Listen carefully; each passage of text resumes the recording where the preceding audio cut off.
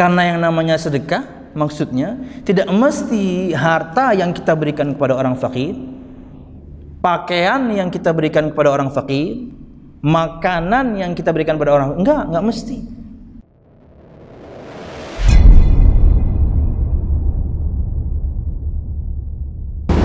Bismillahirrahmanirrahim. Assalamualaikum warahmatullahi wabarakatuh. Innal hamdalillah nahmaduhu wa nasta'inuhu wa nastaghfiruh wa na'udzu billahi min shururi anfusina wa min sayyiati a'malina. May yahdihillahu fala mudilla lahu wa may yudlil fala hadiya lahu. Asyhadu an la ilaha illallah wahdahu la syarika lah wa asyhadu anna Muhammadan abduhu wa rasuluh. Qala Allah Ta'ala fil Qur'anil Karim, a'udzu billahi minasy syaithanir rajim. Ya ayyuhalladzina amanu taqullaha haqqa tuqatih wa la tamutunna illa wa antum muslimun. Ya ayyuhan nasu taqu rabbakumul ladzi khalaqakum min nafsin wahidah wa khalaqa minha zawjaha wa batha minhuma rijalan katsiran wa nisaa'a wattaqullaha alladzi tasaaluna bihi wal arham innallaha kana 'alaikum raqiba. Ya ayyuhalladzina amanu taqullaha wa qulu qawlan sadida yuslih lakum a'malakum wa yaghfir lakum dhunubakum wa man yuti'illaha wa rasulahu faqad faza fawzan 'azima. Fa inna asdaqal hadithi kitabullah wa khairal hadi hadi Muhammadin sallallahu alaihi wasallam wa syarral umuri muhdatsatuha fa inna kulla muhdatsatin bid'ah wa kulla bid'atin dhalalah wa kulla dhalalatin finnar. Amma ba'd. Hadirin dan hadirat Bapak Ibu jamaah sekalian rahimakumullah. Alhamdulillah, segala puji dan syukur marilah kita haturkan kepada Allah Subhanahu wa taala yang kembali memberikan kita kesempatan, kesehatan, hingga semua kita alhamdulillah bisa berkumpul kembali di majlis yang insyaallah dirahmatinya ini. Amin ya rabbal alamin. Kemudian salawat serta salam semoga selalu tercurahkan kepada junjungan besar Nabi kita Muhammad sallallahu alaihi wasallam, juga beserta para sahabatnya, keluarganya, dan juga segenap kaum muslimin yang selalu istiqamah berpegang teguh dengan Islam sampai hari kiamat kelak. Hadirin dan hadirat Bapak Ibu jamaah sekalian rahimakumullah, tema kita pada kesempatan malam hari ini adalah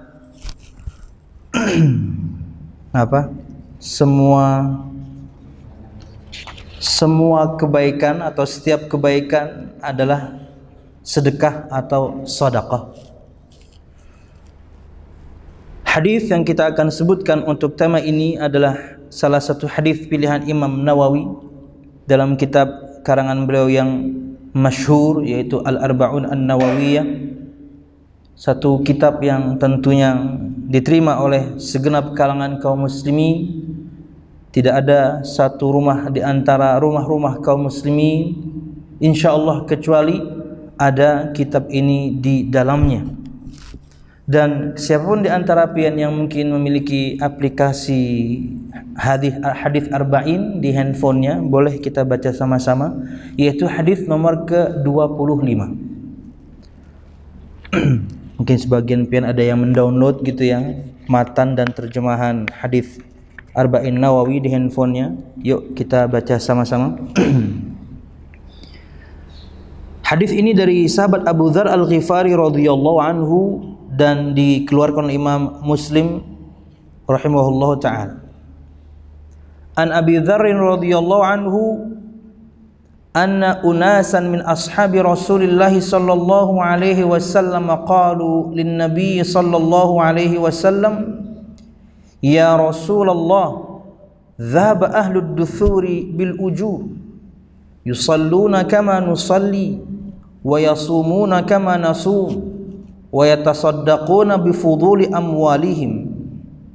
Qala awalaysa qad ja'ala Allahu lakum ma tasaddaquna bih inna bi kulli tasbihatin sadaqah wa inna bi kulli tasbihatin sadaqah wa kulli takbiratin sadaqah wa kulli tahmidatin sadaqah wa kulli tahlilatin sadaqah wa amrun bil ma'rufi sadaqah wa nahyun 'anil munkari sadaqah wa nahyun 'an munkarin sadaqah wa fi bud'i ahadikum sadaqah.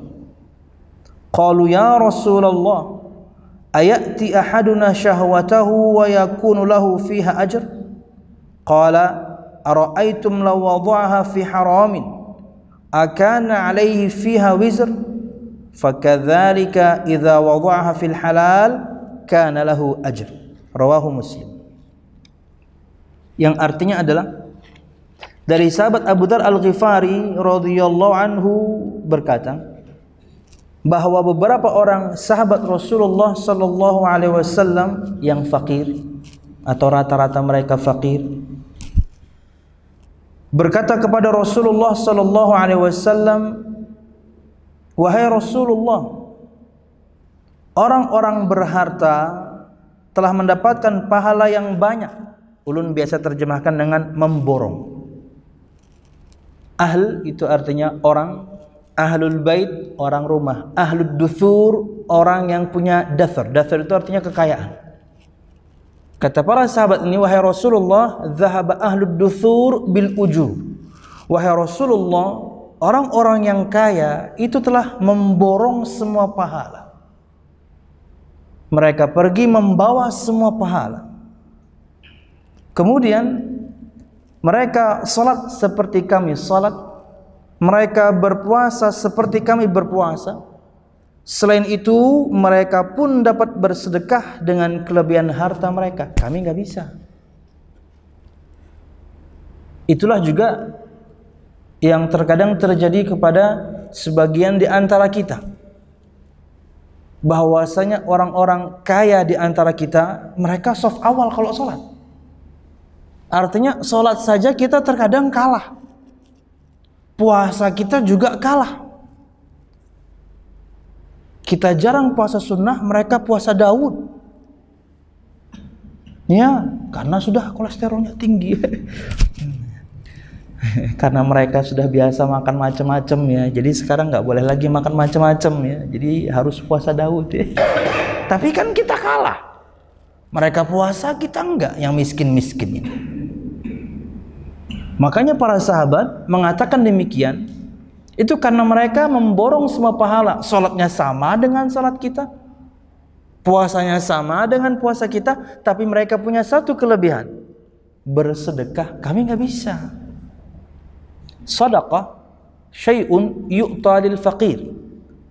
Sedekah itu terjemahannya atau definisinya adalah sesuatu yang diberikan kepada orang fakir. Min malin wa ta'amin wa libasin taqarruban ila Allah. Baik itu dalam bentuk harta, makanan, pakaian atau yang lainnya, dalam rangka mendekatkan diri kepada Allah Subhanahu wa taala dengan amal itu. Itulah sedekah. Para sahabat bertanya, menyampaikan ini kepada Nabi Muhammad SAW. Ingat, bukan hasad.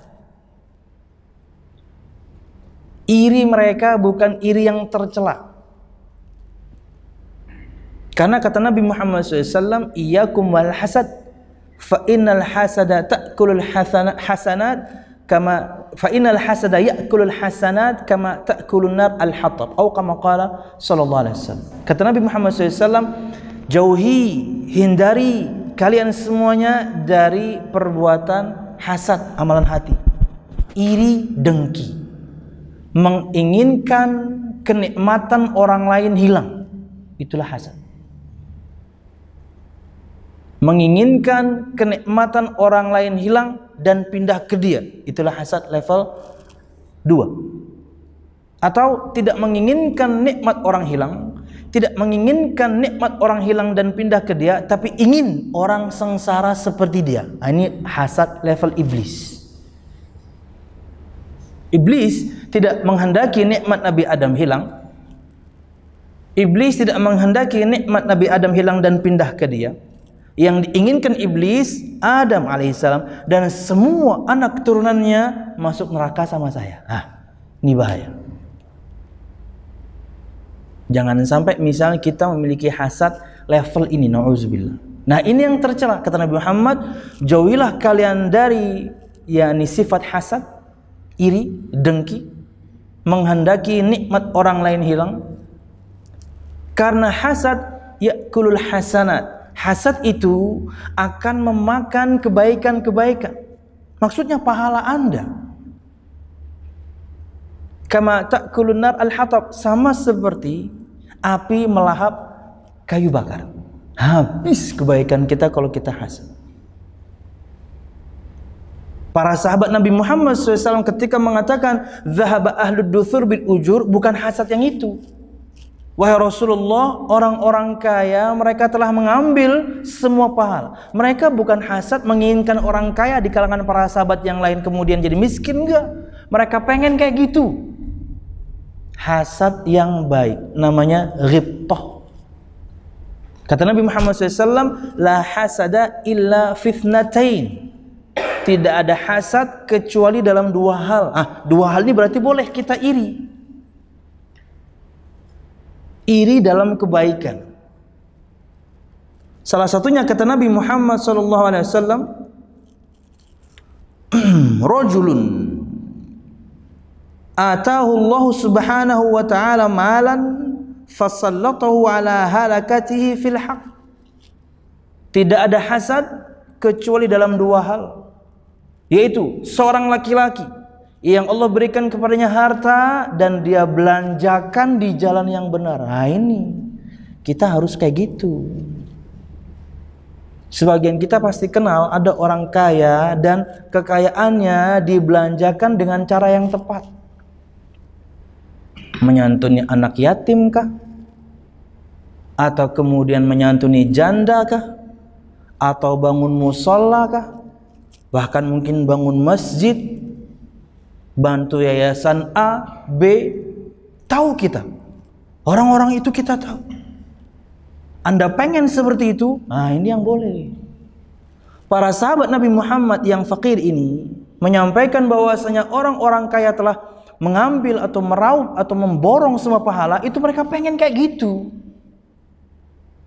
Bukan menghendaki nikmat para sahabat itu hilang, tidak. Kami ingin seperti mereka.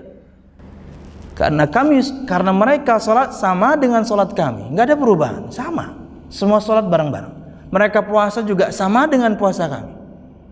Tapi mereka yatasaddaquna bi fuduli amwalihim, tapi mereka bisa bersedekah dengan kelebihan harta yang mereka miliki. Kalau nggak punya kan kita nggak bisa sedekah. Lalu perhatikan bagaimana Nabi Muhammad SAW menjawab para sahabat ini dan membesarkan hati mereka dan juga membesarkan hati kita, misalnya yang qadarullah kita tidak memiliki kekayaan itu. Perhatikan, ini pintu untuk kita semuanya. Nabi Muhammad SAW bersabda, bukankah Allah telah menjadikan sesuatu untuk kalian yang dapat kalian sedekahkan? Kalian punya, kalian bisa. Karena yang namanya sedekah, maksudnya tidak mesti harta yang kita berikan kepada orang fakir, pakaian yang kita berikan kepada orang fakir, makanan yang kita berikan kepada orang, enggak mesti. Nih jalan keluarnya untuk semua kita yang misalnya belum bisa bersedekah dengan hartanya, belum bisa bersedekah dengan pakaian bekasnya yang masih layak dipakai orang, belum bisa kemudian mentraktir teman makan, misal aja nih. Ada jalan yang lain yang ketika amalan ini kita lakukan sama bermakna sedekah, artinya berpahala. Perhatikan, kata Nabi Muhammad SAW, sesungguhnya pada setiap tasbih perkataan subhanallah itu adalah sedekah, zikir.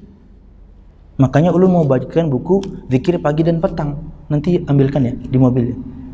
Ulun mau bagikan zikir pagi dan petang. Ya kita bagi, nanti notanya belakangan. Kita bagi dulu. Ambilin aja. Ini jalan keluar ya, supaya kemudian kita tetap mendapatkan pahala layaknya orang bersedekah, tapi dengan zikir. Kemudian kata Nabi Muhammad SAW, setiap takbir perkataan Allahu Akbar itu adalah sedekah. Dan setiap tahmid, yaitu ucapan Alhamdulillah, itu adalah sedekah. Dan setiap tahlil perkataan La ilaha illallah, itu adalah sedekah. Semuanya ini zikir, amalan lisan yang semua kita bisa melakukannya. Bersedekah dengan harta, mungkin kita belum mampu, tapi mungkin gak maksimal. Mungkin ya cuman setiap Jumatan misalnya, nggak kayak orang-orang kaya itu. Sedekahnya membebaskan lahan untuk kemudian nanti diwakafkan untuk dibangun masjid. Wah, ratusan juta itu nggak punya kita. Atau yang ulun sebutkan tadi, mereka bantu yayasan A dan mereka mengelola anak yatim. Mereka bantu yayasan B, mereka kemudian mengayomi para janda. Membantu yayasan C, mereka sedang bangun SD, SMP, terserah. Itu perlu ratusan juta, kita nggak punya. Kita bisanya ya 1.000 perak, 5.000 perak, 10 perak, dan itu setiap Jumatan. Nggak apa-apa, nggak ada masalah. Asal rutin. Nah, ini yang penting. Asal rutin. Itulah yang Allah cintai, kata Nabi Muhammad. Ahabbul a'mali ilallahi adwamuha wa in qalla. Kata Nabi Muhammad, amal yang paling Allah cintai itu adalah yang berkesinambungan, walaupun sedikit. Memang cuma 10.000 atau memang cuma misalnya 5.000 bahkan, tapi berkesinambungan itu terjadi sejak Anda mungkin memiliki penghasilan. Udah berapa tahun itu misalnya? Sejak Anda memiliki uang saku setiap Jumatan, rutin. Ini yang Allah cintai. Memang kalau duha dia cuma 2 rakaat aja, tapi rutin. Tiap waktu duha dia sholat. Memang sholat malamnya cuma 2 rakaat, witirnya cuma 1, tapi rutin. Ah, itu. Bukan yang 1 kali melibuk. Sekaligus maksudnya. Sholat malam 11 rakaat. Wah, sholat malamnya 8, witir 3. Habis itu libur setahun. Nggak bisa disalahkan juga, tapi yang lebih baik yang berkesinambungan walaupun dikit. Continue. Kemudian kata Nabi Muhammad SAW, dan setiap tahlil perkataan la ilaha illallah itu adalah sedekah. Kemudian menyuruh kepada kebaikan yang ma'ruf adalah sedekah. Mencegah dari kemungkaran juga adalah sedekah. Anda melihat teman Anda melakukan kesalahan, Anda menegurnya, Anda ingkari kesalahannya, sedekah itu berpahala untuk Anda dan harus dilakukan, apalagi misalnya dalam satu biduk rumah tangga. Jangan sampai ada kemaksiatan suami Anda diamkan, hai para istri. Jangan sampai ada kemaksiatan istri Anda diamkan, hai para suami. Jangan sampai nanti karena kemaksiatan di rumah tangga Anda diamkan, kemudian Allah Subhanahu wa taala turunkan azab, akhirnya Anda berdoa dan doa Anda nggak diterima. Kemarin-kemarin kemana aja? Makna dari sabda Nabi Muhammad SAW, ketika ada kemungkaran tapi didiamkan, Allah akan turunkan azab. Anda tidak akan kuat dengan azab Allah, hingga seorang pasti akan mohon pada Allah agar di stop dan doa Anda tidak dikabulkan. Kenapa? Karena kemarin-kemarin Anda kemana? Ada kemaksiatan istri didiamkan karena nggak enak. Ada kemaksiatan suami didiamkan karena takut. Ada kemaksiatan anak didiamkan karena sayang. Ada kemaksiatan orang tua didiamkan karena aduh nanti takut dimarahi malahan. Memerintahkan kepada yang ma'ruf, melarang dari yang mungkar, lakukan. Yang perlu kita pelajari mungkin timingnya, skala prioritasnya, itu yang perlu kita pelajari. Mungkin tata bahasanya ketika kepada orang tua beda dengan yang seumuran. Kepada anak kecil istri ke suami, suami ke istri, beda. Itu yang perlu kita pelajari agar kemudian nasihat kita diterima. Tapi ingat, tetap menegakkan yang ma'ruf. Dan ini diantara praktek al-wala wal bara kita sama kaum muslimin. Ketika teman kita bersalah, ingatkan, karena suatu saat mungkin kita yang bersalah dan kita insya Allah akan diingatkan, bukan didiamkan. Karena bisa jadi teman kita melakukannya lupa, teman kita melakukannya banyak hal sebab kenapa dia melakukan, atau belum tahu itu sebuah kesalahan. Anda mengingatkan, dan ini kata Nabi Muhammad, sedekah berpahala. Sudahlah kita tidak bisa kemudian bersedekah dengan harta kita, pakaian kita, makanan kita untuk mendekatkan diri kepada Allah. Amar ma'ruf nahi mungkar barang, dan dengannya insya Allah kita akan menjadi umat yang terbaik. Anda ingin menjadi umat yang baik atau terbaik di zamannya, ikuti generasi yang terbaik, yaitu para sahabat. Kuntum khaira ummatin ukhrijat linnas. Kalian adalah sebaik-baik umat yang dilahirkan untuk segala umat manusia, yaitu para sahabat. Makna yakni khususnya para sahabat, tapi bisa bermakna luas. Siapapun di antara kalian ingin jadi umat yang baik, lakukan yang dilakukan oleh para sahabat. Ta'muruna bil ma'ruf wa tanhauna 'anil munkar. Kalian memerintahkan kepada yang ma'ruf dan melarang dari yang munkar. Tentunya ini bahasan luas, ada fikihnya, bagaimana kita mengingkari kemungkaran, apalagi mengingkari kemungkaran orang-orang yang punya kuasa atau para pemerintah. Pembahasan yang cukup panjang. Yang jelas untuk lingkup kecil yang kita bahas, ketika Anda punya power, Anda seorang suami, Anda punya power untuk menasihati istri. Anda orang tua, Anda punya power untuk menasihati anak. Hukum asalnya Anda punya power, maka maksimalkan power itu. Karena jika istri ke suami, anak ke orang tua, itu rada berat. Tapi kalau sebaliknya, maksimalkan. Tegur. Itulah yakni hak sama kaum muslimin. Ada kesalahan yang dia lakukan, kita tidak diamkan, nasihati, dan maksiatnya kita ingkari. Tapi ingat, aibnya itu jangan dibongkar. Aibnya itu jangan dibongkar, nggak boleh. Nasihati kemaksiatan, ingkari kemaksiatannya, nasihati orangnya, kemudian kemaksiatannya jangan dibongkar. Karena bisa jadi suatu saat Anda pelaku kemaksiatan itu. Anda pernah menutupi aib saudara Anda yang muslim, Allah akan tutupi aib Anda. Tapi ingat, Allah itu bukan 1:1. Allah itu pasti kalau membalas lebih. Anda tutupi aib seorang muslim di dunia akhirat Allah tutupi aib Anda. Jadi jangan bongkar-bongkar punya orang. Karena kalau sudah Allah yang membongkar punya kita, di dalam rumah pun kita mesti terbongkar. Ingat, bagaimana Anda memperlakukan orang lain, maka hal yang sama akan Anda dapatkan. Orang akan memperlakukan Anda dengan cara yang sama. Anda bongkar punya orang, punya Anda akan terbongkar. Bagaimanapun caranya.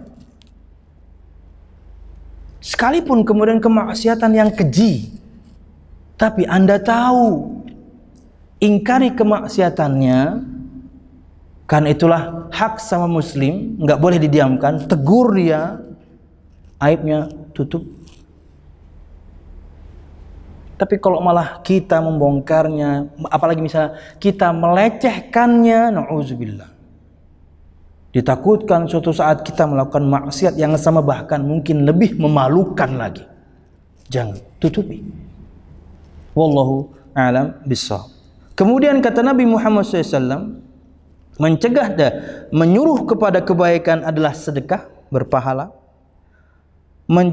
Menyuruh kepada kebaikan adalah sedekah, mencegah dari kemungkaran juga sedekah. Kemudian, dan ini juga diantara bagaimana cara Nabi Muhammad SAW memberikan begitu banyak pintu kebaikan untuk kita yang mungkin belum bisa maksimal bersedekah dengan hartanya. Dan bercampurnya jima' seorang dari kalian dengan istrinya adalah sedekah. Wah, ini Mantap ini sedekahnya ini. Tapi nanti kita isya dulu, tanya jawab dulu, habis itu terserah. Tapi pian bawa bini juga kah di sini? Kasihan ya teman-teman di mes ya, bini di rumah lah.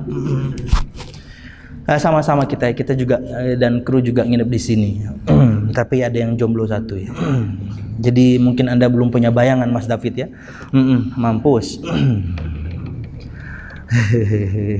Nah, sekarang para sahabat bertanya, bagaimana mungkin persetubuhan kok itu berpahala? Kan harusnya itu perkara yang lumrah saja dong. Seorang laki-laki melampiaskan hasrat seksualnya lumrah kepada istrinya, halal, biasa aja dong. Kok bisa bermakna sedekah? Kok berpahala? Perhatikan. Mereka bertanya, wahai Rasulullah, apakah seorang dari kami ketika mendatangi syahwatnya, maksud bersetubuh dengan istrinya, lalu ia mendapatkan pahala? Ini kok bisa dapat pahala? Kan ini perkara yang biasa, melampiaskan hasrat seksual, fitrah manusia. Ini fitrah manusia yang tidak bisa ditolak. Laki-laki atau perempuan sama. Makanya sangat bohong, yakni kebohongan yang luar biasa kalau ada orang mengatakan, wah saya akan mendedikasikan hidup saya hanya untuk agama, saya tidak akan menikah. Dustainya apa? Karena ini fitrah manusia. Tinggal kita cari jalan yang halal, yaitu menikah, bukan berzina. Silahkan, tapi yang halal. Wallahu a'lam bishawab. Kemudian, wahai Rasulullah, apakah seorang dari kami ketika mendatangi istrinya, ini dengan syahwatnya pasti, lalu ia mendapatkan pahala? Ini kok bisa dapat pahala? Kemudian Nabi Muhammad SAW menjawab, bagaimana pendapat kalian jika ia menempatkan syahwatnya pada tempat yang haram, zina? Bukankah ia mendapatkan dosa? Nabi Muhammad sekarang ngajak mereka berpikir. Metode Nabi Muhammad dalam mengajar. Beliau pasti mengajak lawan bicara beliau dengan level pemahamannya. Contoh, dan ini diantara dalil Nabi Muhammad menggunakan kias. Pengkiasan, analogi. Contoh yang lain misalnya, sebelum masuk sini. Di antara dalil kias yang menunjukkan bahwasanya kias adalah dalil. Pusing gak ada bian. Kan dalil itu firman Allah, sabda Nabi Muhammad, perkataan para sahabat, ijma' para ulama, kias. Penyamaan hukum cabang dengan hukum asal karena ada sebab yang menggabungkan keduanya. Itu hukum kias. Lalu mana dalilnya bahwasanya kias ini adalah dalil? Mana dalilnya bahwasanya kias ini, pengkiasan ini adalah sebuah dalil yang bisa menjadi landasan dalam agama ini? Contoh, sebelum ini Nabi Muhammad kala itu seorang sahabat datang dan disebutkan dia hampir membunuh istrinya. Jadi dia dan istrinya warna kulitnya putih, tapi anak yang terlahir dari istrinya hitam. Oh, dia sudah pengen bunuh istrinya aja itu. Pasti anak tetangga kan gitu ya kasarnya ya. Dia putih, bini putih, nih kok hitam nih. Wah, siapa nih? Wah, tetangga nih. Mungkin gitu ya. Tapi dia datang kepada Rasulullah Sallallahu Alaihi Wasallam. Nabi Muhammad SAW, kata para ulama, di antaranya Syekh Al-Utsaimin, yang juga keterangan beliau nanti ulun akan bacakan untuk hadis ini. Kata beliau, Nabi Muhammad sangat mungkin menyampaikan perkara takdir kala itu. Bahwasanya ini sudah takdir, ini sudah ketentuan Allah, kamu terima aja, bisa. Tapi orang itu nggak akan terima. Bahasanya ketinggian bahasan takdir. Apaan? Putih, putih, ya putih dong. Simpel pemahamannya. Perhatikan bagaimana Nabi Muhammad mengajak dia berpikir. Sahabatku yang mulia, apakah kamu memiliki onta-onta? Kata dia, punya saya. Kan itu diantara harta yang paling berharga ya, yang dimiliki mereka di zaman itu ya, yaitu gembalaan. Entah onta, entah sapi, atau juga kambing. Kalau di zaman kita kan, harta yang paling berharga adalah keluarga. Itu keluarga cemara ya. Apakah kamu punya onta-onta, wahai sahabatku? Kata dia menjawab Rasulullah, punya wahai Rasul. apa saja warnanya? Dia menjawab, standar, biasa, seperti layaknya onta-onta yang lain, yaitu kuning keemasan. Biasa, warna onta standar. Kata Nabi Muhammad, adakah warna yang lain? Di antara semua onta yang standar warnanya seperti itu, kuning keemasan atau coklat keemasan, apakah ada warna yang lain? Dia menjawab, ada wahai Rasul. Kata Nabi Muhammad SAW mengajak dia berpikir, kenapa bisa demikian? Kan yang lain rata-rata warnanya coklat keemasan. Kok ada warna yang lain disebutkan warnanya abu-abu? Kemarin juga ketika umroh kan rata-rata burung, kalau pian lihat burung merpati di Mekah atau Madinah itu rata-rata abu-abu. Konon katanya, kalau sudah konon jangan dipercaya ya, jangan mau saya bohongin ya. Itu dulu ya, enggak usahlah bohong. Jadi kemarin itu ada yang warna putih, unik juga itu. Dan saya mengabadikannya di handphone, nanti saya posting. Jadi semuanya abu-abu, ada yang putih satu. Nyempil, ini anak siapa nih? Merpati. Nah, kata Nabi Muhammad, kenapa bisa begitu? Kok ada warna yang lain? Lalu sahabat ini menjawab, mungkin kakek buyut dari onta ini ada yang warnanya begitu. Nah, anakmu itu begitu. Baru dia paham. Bisa jadi kakek buyut anakmu ini berkulit hitam. Jadi siapapun di antara kita juga misalnya kulit rada-rada hitam ya, bapak ibu Anda putih, Anda rada-rada mata belok, bapak ibu Anda sipit, jangan suuzon. Wah, ulunya anak siapa ya? Nah, jangan. Bisa jadi kakek buyut kita itu warna kulitnya rada hitam, matanya belok, kan bisa.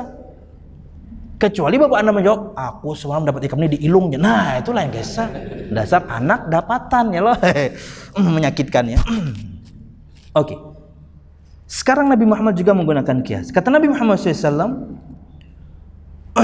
wahai para sahabatku, bagaimana pendapat kalian jika ia menempatkan syahwatnya pada tempat yang haram, bukankah ia mendapatkan dosa? Maksudnya zina.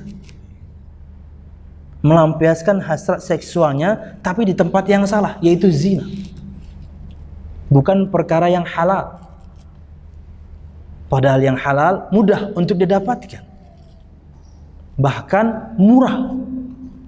Subhanallah. Ulun pernah menjadi penasihat pernikahan, dan ketika ijab kabulnya disebutkan maharnya 26.000. Ulun nggak tahu hantarannya berapa ya. Yang jelas maharnya 26.000. Saya nggak tahu kalau hantarannya 100, saya nggak tahu. Yang jelas ketika disebutkan maharnya 26.000. Mudah. Dengannya halal kemaluan perempuan itu. Subhanallah. Mudah. Coba kalau pacaran, belum nikah aja udah mahal. Kadang-kadang nyewa sepeda motor karena punya dia butut, dia harus nyewa Ninja, bayar. Semua tampilan juga kadang-kadang dusta, minjem semua. Duit lagi, belum makannya, belum nontonnya. Ya. Apalagi nontonnya yang kelas apa itu yang saya diceritakan juga, saya nggak tahu ya. Di Jakarta itu sudah ada levelnya nonton itu tiduran. Kasur. Ya pokoknya ada yang tiduran. Di pada itu fail. Hah? Tiduran? Mending di rumah tidur. Enggak, maksudnya kasur. Oh, difasilitasi, tambah mantap. Jadi kalau film-film yang mungkin enggak box office, banyak peminatnya, kita perlu curiga. Box office aja kada, kenapa hibak? Ya kada nontonan gadenya. Pasang spray. Tuntung taku sasai. Aduh, ya, paham juga kapan Pak Teguh saya Pak? Semrawut. Sampai mana tadi Jamal? Ya, yang halal itu murah ya. Setelah nikah, pusingnya tuh setelah nikah. Yang penting nikah dulu ya. Dan untuk bapak-bapak nih yang sudah punya anak yang sudah minta izin pengen nikah, ya berikan mereka kemudahan. Mereka belum punya modal, kasih modal. Atau anak Anda perempuan kemudian sudah ada yang naksir, mudahkan saja. Nanti menantu Anda juga kasih modal. Jangan dibikin repot. Mereka pengen niat untuk melampiaskan hasrat seksual yang halal karena sudah sampai ubun-ubunnya, sudah umurnya. Bah, ulun hendak nikah, nyobari makan apa anak orang, itu langsung down dia. Anda persulit anak Anda menikah, zina terbuka untuk dia. Tinggal dibalik aja. Bantu, oh iya kan, sudah memenuhi persyarat, sudah bayulun, sudah 20, oh siap. Insya Allah Abah akan bantu. Nah gitu dong. Sebutin gerobak di sini kamu ya. Nah, bapaknya pedagang mie ayam. 5 cabang, 1 guys. Nah, iya. Berikan kemudahan. Atau anak perempuan, bah, ulun sudah ada yang naksir bah. Oh iya kak, apa gawian enak? Belum pang lagi bahaya. Tapi ini aduh, ulun tetamu harus bahaya di kampus siapa nah? Setan maka mun lewat tuh bahaya kada suah lewat kayak itu aja pasti mampir. Oh, tenang. Kayak itu kan udah. Mau sambil kuliah kah tuntungakan dulu. Wah ini jadi bahaya. Karena abah mau dali calon suami kamu. Nah kan gitu enak. Anda persulit mereka nikah. Saya sepertinya mudah ya. Karena harus dipermudah. Ulun nih kalau anak ulun nanti sudah ada yang naksir, saya nikahkan. Iya. Apa yang repot-repot? Bukan saya ingin berlepas diri, enggak. Zamannya sudah beda sekali jamaah. Ulun 2003 itu saja merasa sudah rasanya pengen pecah kepala ini. Di Madinah kita lihat lengan wanita aja nggak pernah. Lengan wanita nggak pernah. Pulang ke Indonesia dada kelihatan. Dada paman-paman yang jual siomay. Apa? Subhanallah. Itu 2003. Masih kuliah saya tahun terakhir. Mak, ulun pengen nikah. Ada sudah calon, cari akan pian. Pokoknya ulun hendak nikah. Mama cari semua saudara saya yang bertujuh, 2 sekarang sudah meninggal, nggak ada yang setuju. Karena perempuannya tidak lulus SMP. Sedangkan, mak kami kada setuju mak. Hero tuh karena tuntung levelnya S1. Bininya nih SMP aja kada tuntung. Tapi orangnya bungas badai. Memang cantik sekali, Bang. Iya.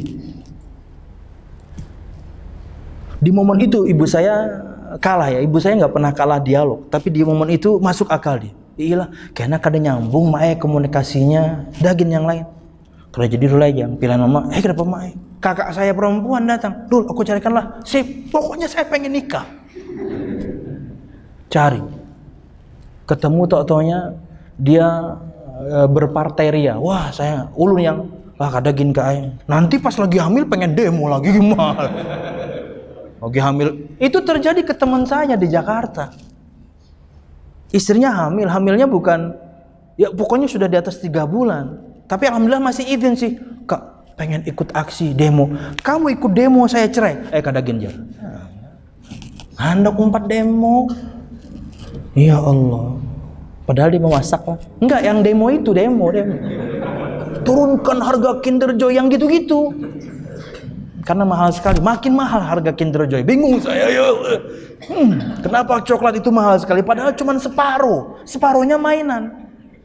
Dan separuh itu saya yang habisin. Dia cuma main-mainannya doang. Ya. Makanya saya gendut ini hasil Kinder Joy. Oke, ya ini sampai mana jamaah? Oh, akhirnya saya enggak. Kemudian kada ikam pang bisi larulnya. Incaran bisi mana tuh saya tunjuk tetangga saya. Jadi istri saya tetangga saya ya, nggak usah jauh-jauh, kuliah boleh jauh, tetangga istri samping rumah aja, hemat. Berdatang tinggal ada koridornya lagi rumah kami itu, iya di pagarnya itu ada sambung set. Assalamualaikum anakku hendak sip, tuntung. Simple ya, mudah kan. Waktu itu masih kuliah ulun. Oke, semua kita mungkin punya izzah, punya kemuliaannya masing-masing. Bukan berarti saya nggak punya kemuliaan, tapi saya kala itu ingin menikah. Dan orang tua membantu. Mengurus istri untuk bisa pergi ke Saudi Arabia, itu sama seperti biaya naik haji di zaman itu. 25-30. Masih segitu sekarang. Berapa sekarang? Nggak tahu saya. ONH biasa. Itu dari mertua. Alhamdulillah. Makasih mertua. Mungkin beliau nonton ya. Iya, soalnya live ini, live mertua saya, bapak saya nonton biasanya. Bapak saya sudah 68, tapi kalau sudah saya ceramah pakai headset. Napa nih pina macet nih ya? Totonya pulsanya belum diisi adik saya ya. Cuman akhirnya beliau ya karena sudah di YouTube ya, tertonton juga yang lain-lain ya, tertonton juga calon sarjana ya lah gitu-gitu. unboxing ya. Sampai mana tadi? Nah, kemudian untuk biaya di sana. Di sana itu setahun itu minimal 7 sampai 8 ribu real. Nyewa kontrakan lah. Dan itu bapak saya yang bantu, harus jual mobil. Itulah orang tua membantu anaknya. Setelah pulang masih minjem duit saya untuk dagang.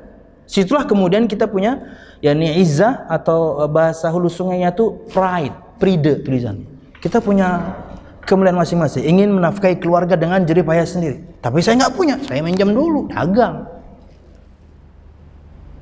Mudahkan mereka untuk menjalankan ketaatan. Wallahu a'lam bishawab. Ulang, Nabi Muhammad SAW bersabda, bagaimana pendapat kalian jika ia menempatkan syahwatnya pada tempat yang haram, yaitu zina? Bukankah ia mendapatkan dosa? Nabi Muhammad mengajak para sahabat berfikir. Kemudian, maka demikian pula apabila ia menempatkan syahwatnya pada tempat yang benar, yang halal, istrinya, maka dia mendapatkan pahala karenanya. Jadi seperti itu pembahasannya. Kata Nabi Muhammad, dan kalian menyetubui istri kalian itu sedekah. Jadi sedekah yang tengah malam tuh ada.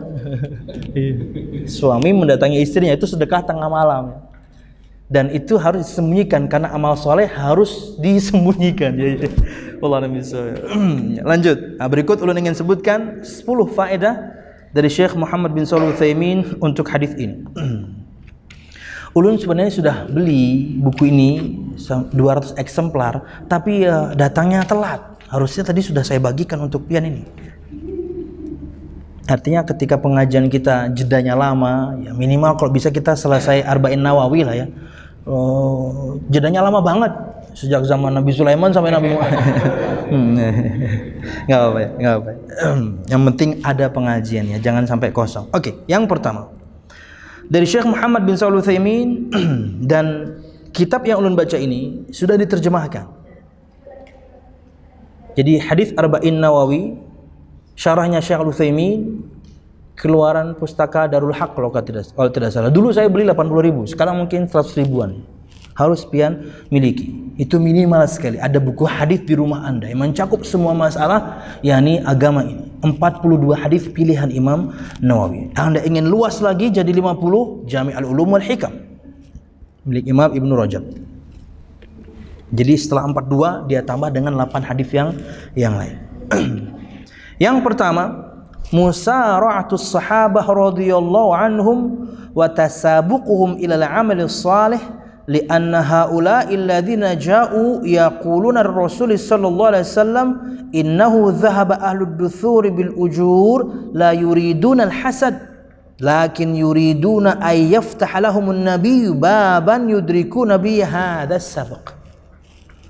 Faedah pertama yang bisa kita ambil dari hadis ini adalah musara'atus sahabah, cepatnya para sahabat, wa tasabuquhum, dan saling mendahului mereka satu sama lain dalam beramal saleh. Mereka enggak pengen yakni kalah dari yang lain dalam amal saleh. Sama juga kalau kita misalnya Pak, di shaf pertama ada kosong, jangan kasih orang. Jangan kasih orang itu. Ada shaf masih kosong satu, Anda segera maju. Bukan, jangan kasih orang. Ini kebaikan, Anda harus di depan. Ya. Wallahu a'lam bishawab. Ada juga misalnya Anda kenal satu bapak-bapak, anaknya cantik badai topan halilintar, jangan kasih orang, Anda maju. Anak bapak tuh bungas maju jangan. Salah, Anda maju. Itu ibadah ya. Kalau pina-pina kawan pian berdulu lo ditikungnya, tikung ditinjaknya pian ya. Dapatnya undangan wara ya lo, ya Allah, itulah keundangan ya Allah. Sakit hati harusnya undangan di situ ya. Terlambat bang. Jadi harus bersegera ya, dalam kebaikan harus bersegera ya. Cepatnya para sahabat, berlomba-lombanya para sahabat dalam amalan saleh. Karena mereka, para sahabat tadi, datang pada Nabi Muhammad SAW mengatakan orang-orang kaya telah memborong semua pahala. Itu bukan karena mereka hasad, tapi mereka menghendaki Nabi Muhammad buka jalan untuk mereka. Bagaimana kami bisa ngalahin mereka juga? Bagaimana kami bisa seperti mereka juga, bisa bersedekah? Itulah para sahabat. Kalau menggunakan istilah Ustaz Ahmad Zainuddin, beliau sering menyebutkan lifestyle, gaya hidup para sahabat, amal saleh. Makanya pian sering dapatkan sabda-sabda Muhammad itu muncul karena pertanyaan sahabat kan. Wahai Rasul, ayul amali afdol, ayul amali afdol. Mesti begitu. Amal apa yang paling afdol ya Rasul? Amal apa yang paling afdol ya Rasul? Mesti begitu para sahabat. Bahkan ketika cerita Nabi Muhammad menceritakan tentang Dajjal saja, mereka nggak peduli sama Dajjalnya. Bahwasanya nanti Dajjal akan keluar dan akan mengelilingi dunia selama 40 hari. Ma min baladin illa sayata'uhud Dajjal, kata Muhammad. Tidak ada satu negeri pun kecuali akan didatangi Dajjal. Dan dia akan mendatanginya itu dalam 40 hari. Kecuali Mekah Madinah tidak bisa dimasuki oleh Dajjal. Itulah keutamaan dua kota itu. Karena di setiap pintu masuk kota Mekah dan Madinah ada malaikat yang menjaganya. Makanya kata Muhammad, barang siapa yang bisa meninggal di Madinah, lakukan. Tinggal di sana, wafat di sana. Bukan pergi umroh, bunuh diri. Salah. Tinggal di sana. Keutamaan kota Madinah. Nah, kata Nabi Muhammad SAW, satu harinya itu ada yang seperti 1 tahun. Satu harinya ada yang seperti 1 bulan. Satu harinya ada yang seperti 1 pekan. Satu harinya ada yang seperti hari-hari kalian jalani biasa. Pikiran kita bisa jadi ketika disebutkan seperti ini dan kita mendapatkan info yang lain dari sabda Muhammad tentang kehebatan-kehebatan Dajjal, mungkin kita mikir, wahai Rasul, bagaimana cara melawannya? Para sahabat bukan itu. Wahai Rasul, yang 1 hari seperti 1 tahun, itu sholatnya gimana? Mereka pikirannya sholat. Kan berarti sehari seperti 1 tahun, siang terus. Sholatnya gimana? Yang seharinya seperti 1 bulan, sholatnya gimana? Maka jawab Nabi Muhammad SAW, faqduru lahu qadrahu, maka kalian hitunglah kadarnya. Karena jeda antar sholat kita sudah tahu berapa jam dan berapa jamnya, kurang lebih kita tahu. Apalagi misalnya kita di tempat kita ini standar sekali, tidak seperti di Eropa misalnya, kadang siang lebih panjang, kadang malam lebih panjang. Kita ngitungnya jauh lebih mudah. Makanya jamaah, fatwa Nabi Muhammad kepada para sahabat ini, jawaban Nabi Muhammad ini berdasarkan pertanyaan para sahabat itu, menjadi fatwa Syekh bin Baz untuk kaum muslimin yang sudah tersebar sampai di negeri-negeri Skandinavia, negeri-negeri yang dekat-dekat kutub. Mereka siangnya 6 bulan loh, malamnya juga 6 bulan loh. Di awal tahun 90-an, Islam udah sampai sana. Karena fatwa yang ulun baca itu fatwa tahun 93 kalau nggak salah. Atau nggak 96, sorry. Mereka sudah bertanya kepada Syekh bin Baz, bagaimana salat kami, bagaimana puasa kami. Kami siangnya 6 bulan, malamnya 6 bulan. Jawaban Syekh bin Baz, sabda Nabi Muhammad yang tadi, faqduru lahu qadrahu, kalian harus ukur kadarnya. Caranya, kalian harus mengikuti pengwaktuan negeri Islam yang terdekat dengan kalian, di mana di sana berputar sehari semalam 24 jam matahari dan bulan berputar. Ikuti negeri itu, kata beliau. Mereka subuh, ya kalian subuh, padahal kalian terang benderang, kalian subuh karena mereka subuh.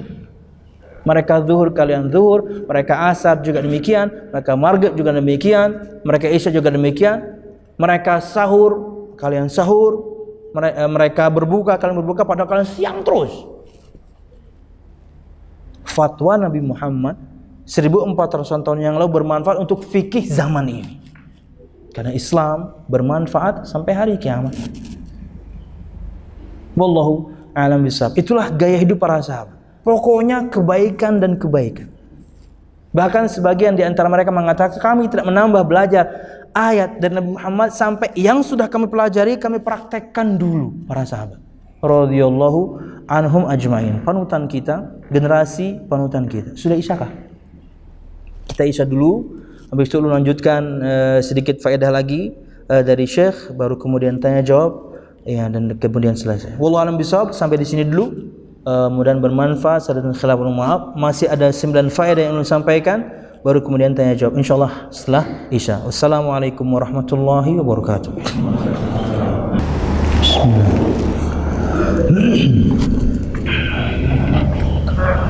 Assalamualaikum warahmatullahi wabarakatuh.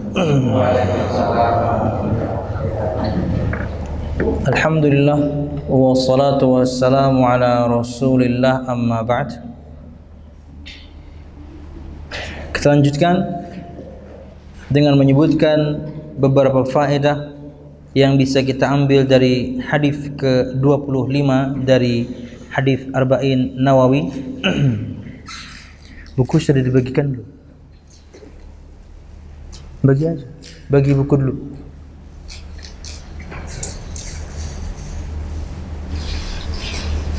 Oke. Sambil dibagikan buku, sambil diperhatikan. Faedah yang kedua yang disebutkan oleh Syekh Al-Utsaimin rahimahullah ta'ala adalah anna as-sahabata radhiyallahu anhum yasta'miluna amwalahum fima fihi al-khair fid dunya wal akhirah wa huwa annahum yatasaddaqun. Faedah yang kedua adalah, kata beliau, bahwasanya para sahabat Nabi Muhammad sallallahu alaihi wasallam dan radhiyallahu anhum ajmain menggunakan harta mereka, membelanjakan harta mereka hanya pada kebaikan dunia dan akhirat. Apa itu? Yaitu mereka bersedekah. Jamaah, bedakan antara istilah infak dan sedekah.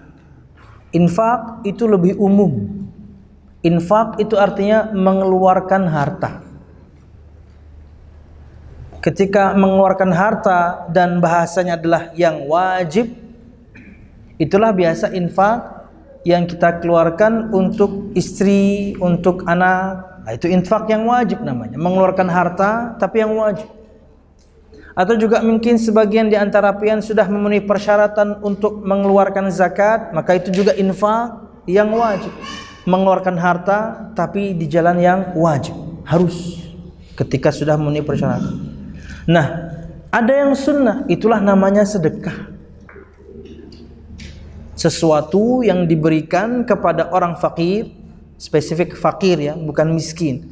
Karena kalau fakir itu untuk urusan primer aja susah, makan aja susah. Kalau miskin, primer oke, sekundernya yang susah. Jadi sesuatu yang diberikan kepada orang fakir, entah itu harta atau pakaian atau makanan atau yang lainnya, demi mendekatkan diri kepada Allah Subhanahu wa taala. Nah, disebutkan di sini kebaikan dunia dan akhirat. Karena memang sedekah itu di dunia, di alam barzakh, di padang mahsyar, di akhirat manfaat semua. Kita sebutkan satu-satu keutamaannya. Yang pertama, manfaat sedekah di dunia. Kata Nabi Muhammad SAW, ma naqasat sadaqatun min mal, tidaklah berkurang harta karena sebab sedekah. Yakini ini. Ketika Anda bersedekah, yaitu mengeluarkan harta yang sunnah, infak yang sunnah, harta Anda tidak pernah berkurang. Kata Imam Nawawi, memang hakikatnya berkurang. Secara zahir kita lihat berkurang, tapi sebenarnya di hari kiamat lah kemudian balasannya. Bahkan bisa juga di dunia. Karena itu janji Allah Subhanahu wa taala, Allah akan ganti dengan yang lebih baik. maka bersedekahlah, karena harta Anda tidak pernah berkurang karena sebab sedekah. Mungkin yang viral baru-baru ini ya, mungkin sebagian pian nonton di YouTube ya. Siapa itu? Dipanggil dengan istilah Koh Stephen ya. Dia punya kafe dan beberapa cabang di dunia. Disebutkan di Amerika saja ada 12. Di kota lain, di Singapura, di Korea, di Indonesia. Dan konsepnya konsep sedekah kalau saya lihat. Minum sesukamu, bayar semaumu. Jadi basicnya gratis. Yang mau bayar, alhamdulillah, enggak apa-apa. Allah ganti itu. Makin banyak aja cabangnya. Bahkan bisa jadi menginspirasi orang lain. Anda punya uang 1 juta nih. Kemudian Anda infakkan, Anda masukkan ke kotak amal. Ketika Jumatan 100.000. Itulah harta Anda yang sebenarnya. Yang nanti akan Anda lihat pahalanya, bahkan sebelum di hari kiamat, di alam barzakh pun Anda akan mendapatkannya. Dari mana kita tahu? Ini keutamaan yang kedua. Manfaat sedekah di alam barzakh. Orang yang meninggal kalau bisa hidup lagi, itu ingin melakukan satu amalan, yaitu sedekah. Al-Munafiqun ayat 10, Allah Subhanahu wa taala berfirman, "Wa anfiqu mimma razaqnakum min qabli ay ya'tiya ahadakumul maut fayaqula rabbi laula akhartani ila ajalin qarib fa as-saddaqu wa aku minas salihin." Dan infakkanlah, keluarkanlah harta kalian, baik itu di jalan yang wajib menafkahi keluarga, anak, istri, atau orang yang kemudian kita tanggung, atau zakat. Masih lebih harta Anda, bersedekahlah, infak yang sunnah. Sebelum datang kepada kalian kematian, nanti nyesel kalian. Kemudian seraya dia berkata, "Wahai Tuhanku, jika saja engkau ulur waktuku sedikit lagi." Ini kalau bisa nego sama malaikat maut untuk mengundur waktu kematian kita sebentar, itu orang ingin melakukan satu amalan, yaitu apa? Sedekah. Kata dia, "Fa as-saddaqa wa aku minas salihin." Saya pengen bersedekah dan ingin menjadi bagian dari orang-orang yang saleh. Telat, udah mati. Kata para ulama, mereka menyebutkan bahwasanya satu faedah ini di antara dalil bahwasanya orang yang meninggal akan menyaksikan pahala sedekahnya langsung di alam barzakh. Berupa kenikmatan tentunya. Kita nggak tahu karena alam gaib. Di padang mahsyar, kata Nabi Muhammad SAW, manfaat sedekah yang ketiga di padang mahsyar. Karena disebut oleh Syekh dunia akhirat ya. Bahkan bukan dunia akhirat. Dunia alam barzakh, padang mahsyar, dan akhirat nanti. Kata Nabi Muhammad SAW dalam hadis yang marfu', "Kullu mri'in fi dhilli sadaqatihi yaumal qiyamah." Setiap orang nanti akan berada di bawah naungan sedekahnya masing-masing. Kenapa memangnya kok jadi naungan? Karena matahari akan Allah dekatkan kepada semua kita sejarak 1 mil, cuman 1 jengkal. Tentunya kondisi kita berbeda, nggak seperti sekarang. Hanya berkeringat orang di kala itu. Bukan seperti sekarang. Matahari didekatkan sedikit aja, hangus semua kita kalau sekarang. Sekarang aja di negeri-negeri tertentu itu bisa sampai 60.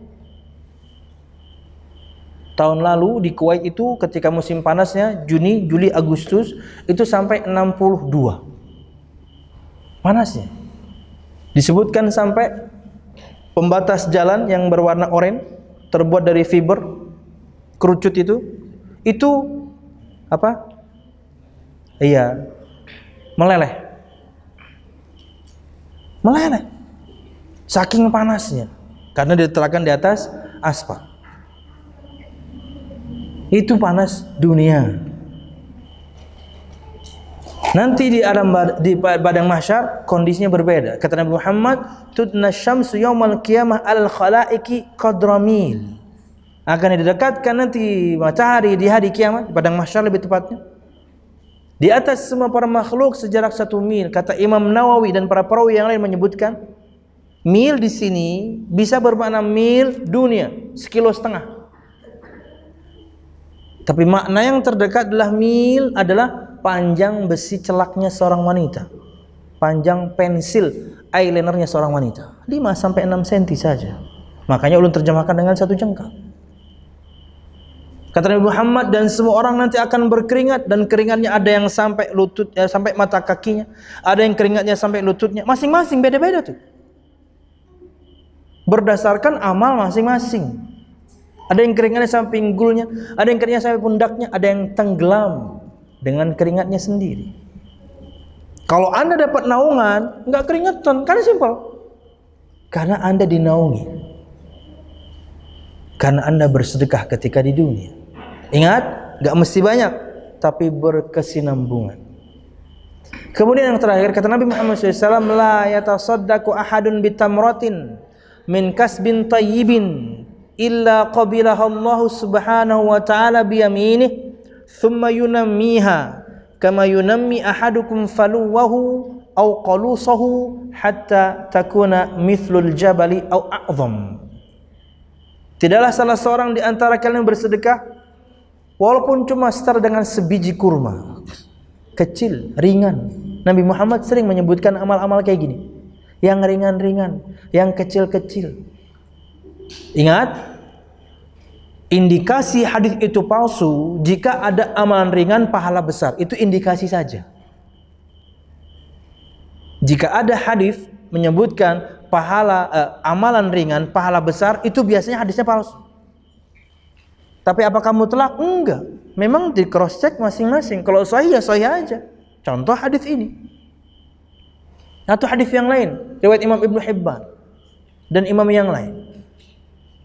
Man bana lillahi masjidan walau kamafhasi qitatin banallahu lahu baitan fil jannah. Barang siapa yang membangun rumah Allah walaupun cuma sebesar angkraman burung, sarang burung. Dan burung yang Nabi Muhammad SAW maksudkan tentunya burung yang kecil, burung pipit. Angkramannya, sarangnya kecil. Kalau kita samakan dengan bahan bangunan, satu bata juga lebih kecil dia, Mas ya. Artinya Anda berinfak untuk pembangunan satu masjid kecil, nggak banyak, apalagi Anda banyak. Saya nyumbang ya buat masjid ini 1 sak semen, banyak banget itu. Saya nanti bangun untuk masjid ini kalau sudah jadi semua marmernya, banyak banget itu. Iya, kan ada orang begitu. Saya nanti semua karpetnya, macam-macam, subhanallah. Makanya ketika kita bangun masjid atau kemudian ada penggantian karpet, itu kita bagi kepada semua kaum muslimin. Karena semua juga ingin beramal. Misalnya karpet ketika ditotal dan kemudian dibagi semeter itu dapat 100.000. Jadi kita sebarkan, yang mau berdonasi per meter 100.000, akhirnya banyak kaum muslimin yang ikut. Kita dulu pernah ya rapat karena atap kita bocor, kemudian rapat pengen penggalangan dana. Tahu-taunya ada suatu jamaah mengatakan, butuhnya berapa ya? Kira-kira 20-an juta Pak. Ya sudahlah, tutup saja rapatnya, biar saya saja. Kenapa nggak ada yang rapat kalau tahu gitu kan dari pertama ya, nggak usah rapat ya. Semuanya beliau ambil. Untuk kebaikan memang harus kayak gitu. Bahkan orang-orang Saudi Arabia atau orang-orang Imarat atau orang-orang negeri Arab lah ya, itu kalau misalnya ngasih sumbangan untuk pembangunan, untuk rehab masjid, jarang yang mau. Mereka nggak mau.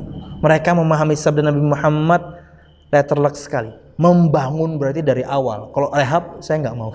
Dari awal saya mau. Sampai seperti itu mereka memahami. Pengen ngambil semua maksudnya. Sak masjid saya dananya. Subhanallah. Wallahu a'lam bishawab. Itulah terkadang irinya kita kepada orang-orang yang kaya ini. Sangat mungkin kemudian dengan harta mereka meraih surga Allah Subhanahu wa taala, sangat mungkin. Karena mereka membelanjakannya dengan cara yang tepat. Nikmati boleh, enggak ada masalah. Lawang Anda mendapatkannya dengan kerja keras, peras keringat banting tulang, karena memang dia jual daging ya. dibanting-banting tulangnya. Nikmati, no problem, selama tidak berlebihan, boleh. Wallahu a'lam bishawab. Dan subhanallah ya, ulun kenal ya beberapa jamaah di Banjarmasin ini. Mereka dulunya, ini juga bisa membenarkan, Abah Faza juga bisa membenarkan, bahwasanya mereka dulu sebelum hijrah, sebelum kenal dakwah salaf, dakwah sunnah, itu kolektor jam tangan. Bukan yang murah-murah, yang 100, yang 200, jutanya gitu. Rolex gitu ya, koleksinya gitu ya. Kalau kita mah SKM doang ya, SKM ya, 200.000 ya. Dia Rolex gitu. Saya nggak tahu bagaimana spellingnya, tapi tulisannya Hublot ya. Nggak tahu spellingnya, Hublot. Iya. Yang gitu-gitu, Patek. Patek. Jamnya laki-laki, kalau perempuan Butek. Subhanallah, mereka jual semuanya dan hanya menggunakan Al-Fajr. Semahal-mahalnya Al-Fajr cuma 5 juta. Dari sangat jauh turun begitu. Itu luar biasa loh untuk orang yang sangat kaya. Menurunkan, karena orang bisa dilihat untuk semua para pengusaha kadang-kadang dari arlojinya. Wah, Richard Mille nih ketahuan 1 M jam tangannya. Bukan SKM, wah 200.000 nih. Nggak apa-apa, yang penting asli. Ya, yang penting asli. Jangan beli yang yang merek keren tapi totonya ada komanya. Tulisannya Rado, tapi kalau kita pakai kaca besar ada koma di ujungnya. Karena belinya di Arab. Rado, palsu. Atau kebalik roda.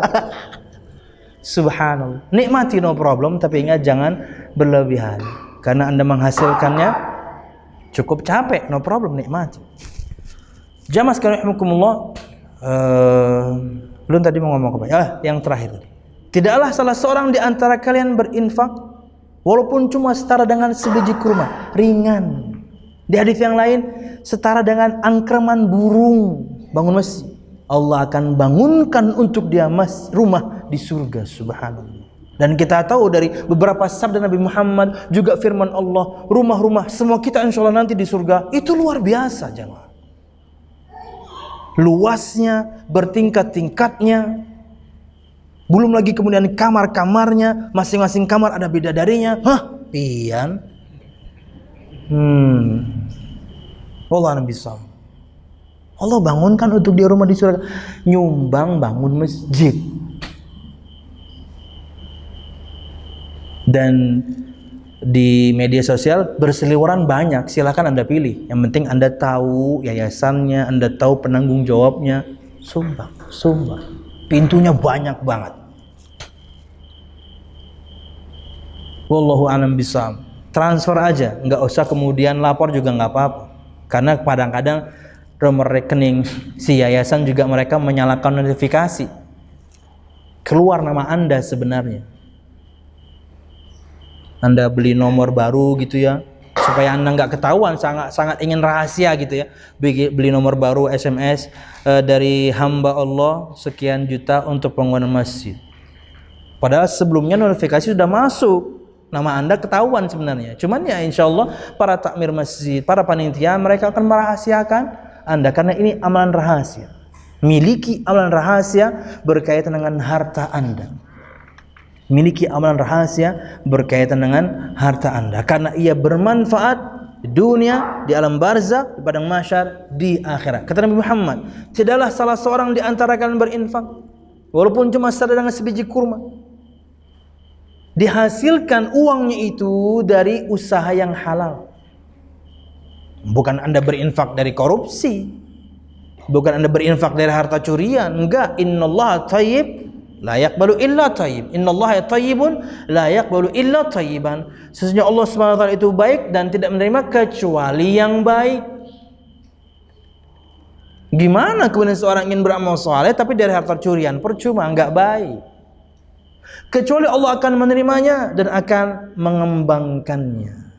Sama seperti salah seorang di antara kalian membesarkan anak ontanya, anak kambingnya, pasti kita kasih makan kan? membesar dia kan, kemudian kita jual kan. Seperti itulah Allah Subhanahu wa taala akan mengembangkan harta Anda yang Anda infakkan di jalan yang tepat, bersedekah. Hingga nanti besar seperti gunung atau bahkan lebih besar lagi. Wallahu a'lam bishawab. Itulah para sahabat. Mereka menggunakan harta mereka dalam kebaikan dunia akhirat, yaitu bersedekah. 3. Annal a'mal al-badaniyah yashtariku fiha al-ghani wal faqir. Liqaulihim yusalluna kama nusalli wa yasumuna kama nasum wa huwa kadzalik. Wa qad yakunu ada' al-faqir afdal wa akmal min ada'il ghani. Sesungguhnya amal-amal anggota badan itu sama antara orang fakir dan orang miskin. Sebagaimana perkataan para sahabat, mereka sholat sama seperti kami sholat, mereka puasa sama seperti kami puasa. Tapi terkadang kata Syekh, ibadah yang dijalankan oleh orang yang fakir biasanya jauh lebih utama dibandingkan yang kaya, karena mereka fakir. Memohonnya luar biasa memelas, memintanya luar biasa memelas. Ya memang seperti itu kata Syekh Saleh Al-Syekh hafizahullah ta'ala, bahwasanya ketika seorang itu meminta harusnya seperti pengemis kepada Allah Subhanahu wa taala. Ya nggak usah dipraktekkan juga seperti pengemis sama, enggak. Ya Allah, belum makan 3 hari. Ya nggak gitu, maksudnya meminta betul-betul. Haji, sedekahnya Pak Haji, belum makan 3 hari. Pak Haji merokok. Allah nafsa. Kasihan kadang-kadang pengen ngasih juga tapi gemes juga ya. Allah nafsa. Lanjut. Dan terkadang jemaah orang di sekitar kita saja itu lebih membutuhkan. Jadi Anda harus punya skala prioritas. Jangan Anda kemudian punya kepedulian yang luar biasa untuk orang di jalan, untuk orang di kota lain, untuk orang di negeri lain. Keluarga Anda susah. Keluarga Anda yang paling dulu. Gak usah jauh-jauh. Kadang-kadang orang ring 1, ring 2 kita aja susah. Anda misalnya Allah takdirkan memiliki harta yang berlimpah, orang tua Anda bahagiakan dengan harta Anda. Walaupun tentunya tidak pernah bisa membeli kebaikan yang pernah mereka lakukan untuk kita, enggak, tapi bahagiakan aja. Enggak usah nunggu mereka minta, tawarin. Bah, hendak umroh kah, bah? Aduh, sudah pernah anak kaya hajian ja. Kada Bapak, ayo hajian. Ulun kawan bala. Ya. Langsung pian dikemplang. Wah, kenapa? Mama pian kada pian tawari. Hunda pang nak cara, kadingan wae. Bapak tawari. Tawari yang furoda, jangan yang nunggu antrian. Sekarang yang plus aja bisa 5 sampai 7 tahun yang plus. Yang furoda itu sedikit memang, tapi bisa sampai 200 jutanya. Anda kaya kok, bayar. Ayo bah, kita hajian. Pina uyuh pang nak kayana. Pakai kursi roda baik kena ulun. Menunjulnya karena kadang ulun banyak orang menunjul pian. Anak kurang ajar emang.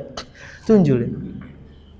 Bahkan sekarang itu di lantai 3 tawaf itu pakai skuter untuk orang-orang yang lelah, yang tua, tapi kecepatannya sangat ya lambat. Kalau nggak salah cuman 5 km per jam, lambat. Kalau pakai skuter kemudian 300 km per jam, itu Rossi yang tawaf.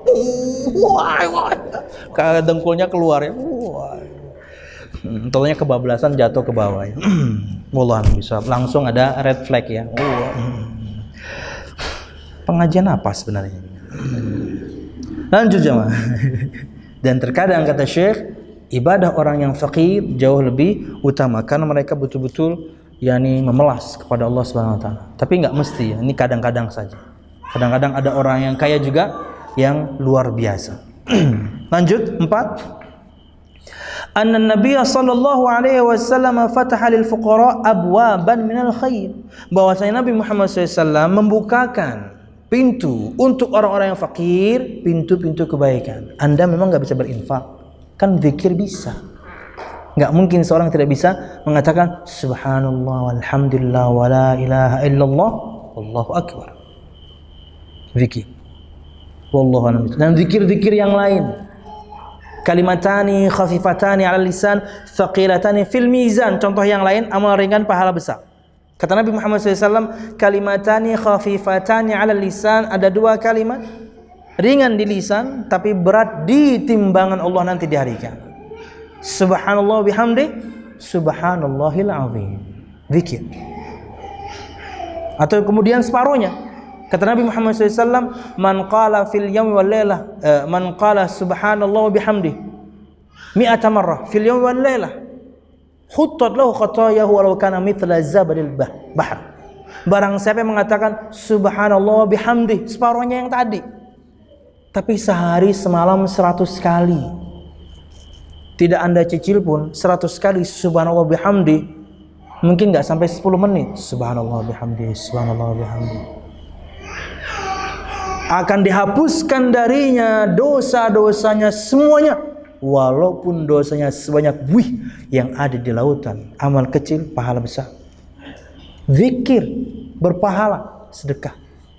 Jadi jangan berkecil hati ketika kita tidak bisa berinfak dengan harta kita.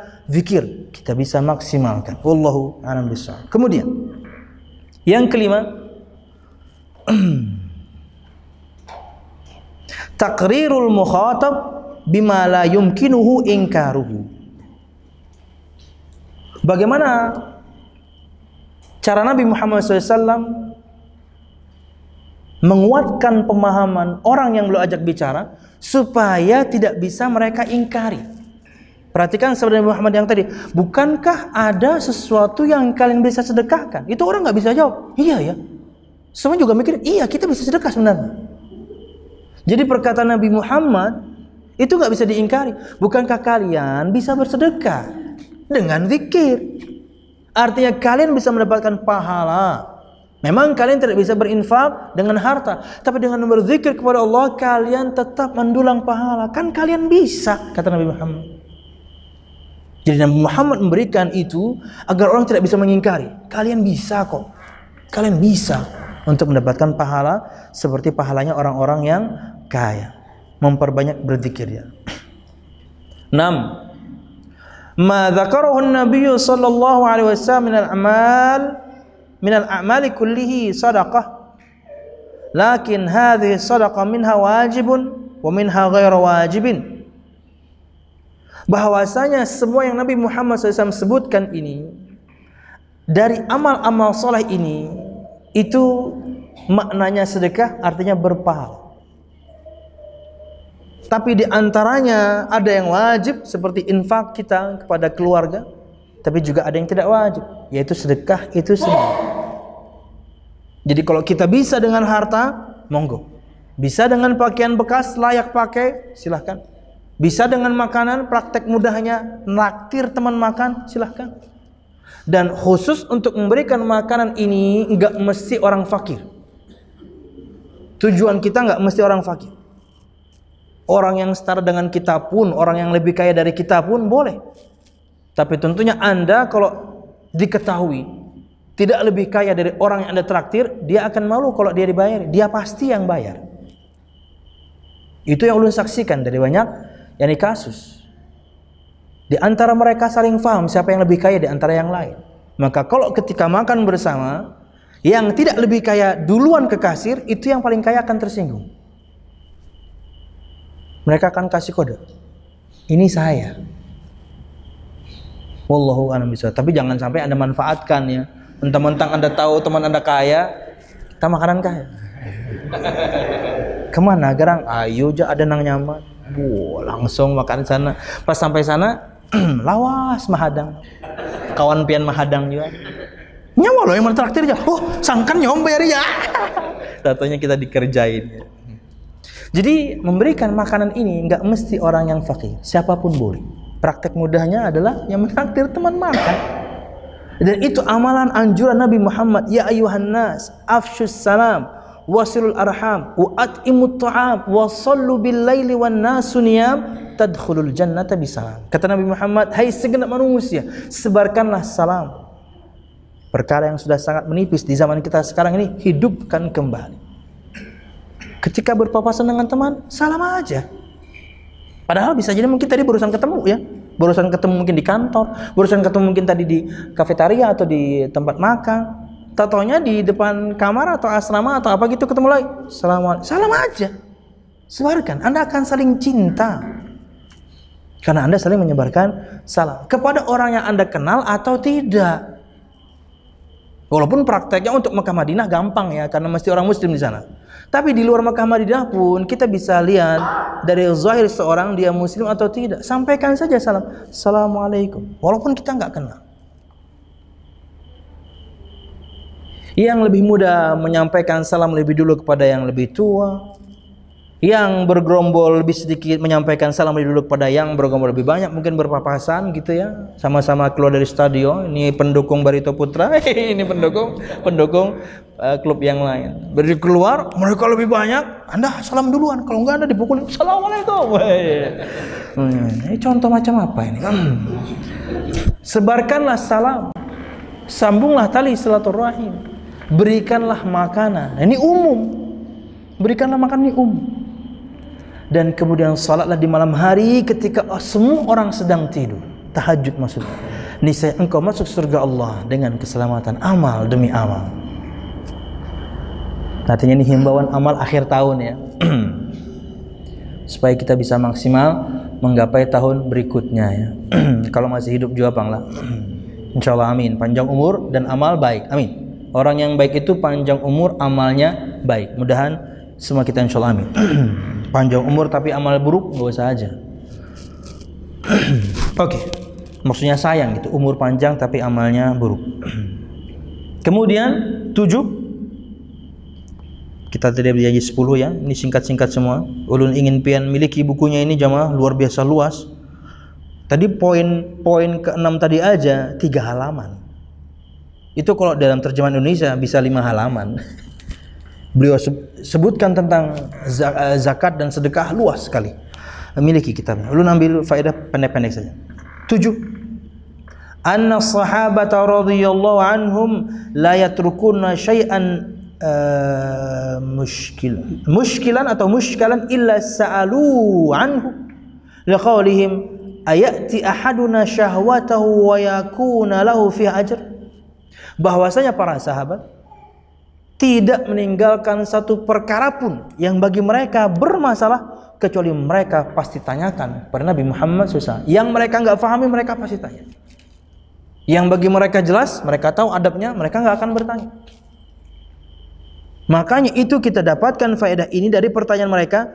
Wahai Rasulullah, bagaimana mungkin seorang laki-laki dengan syahwatnya menyetubuhi istrinya kok bisa dapat pahala? Itu bagi mereka bermasalah. Gimana cara memahaminya?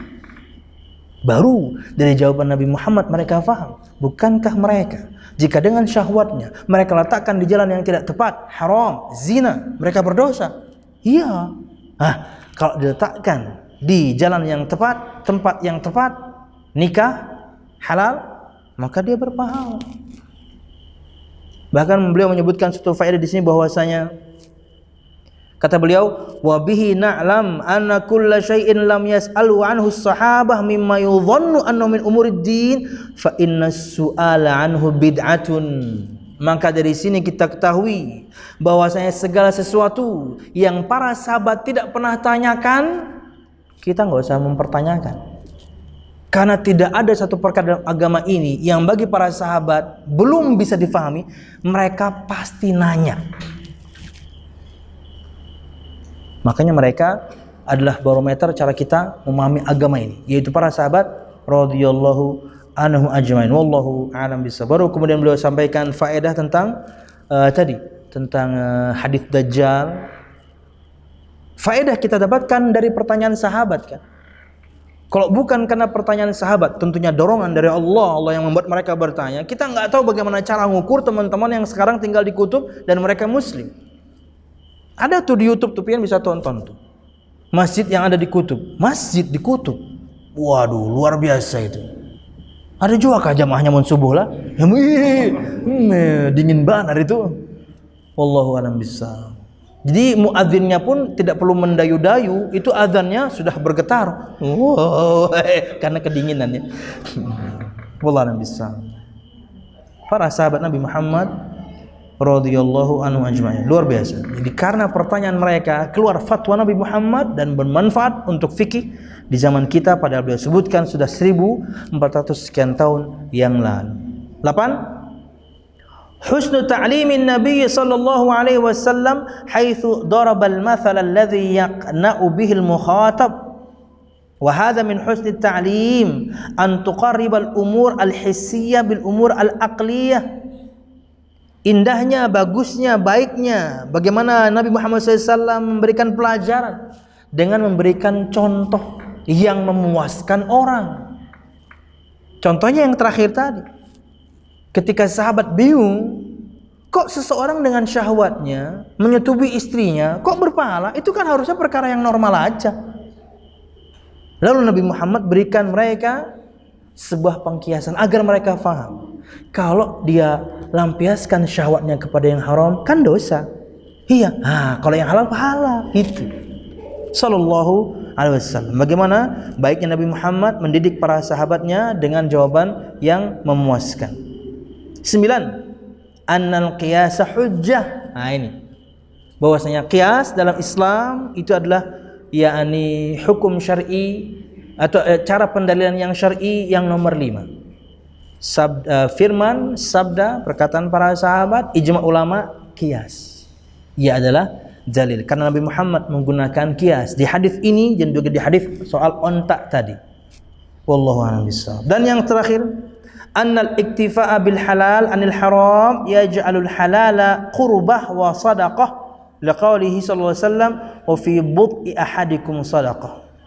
Bahwa saya mencukupkan diri ini dengan yang halal dari yang haram menjadikan perkara tersebut adalah sebuah praktek mendekatkan diri kepada Allah dan itu adalah sedekah berpahala. Dari mana kita tahu faedah ini? Dari sabda Nabi Muhammad, dan seorang dengan syahwatnya mendatangi istrinya, menyetubuhinya, maka dengannya dia mendapatkan pahala.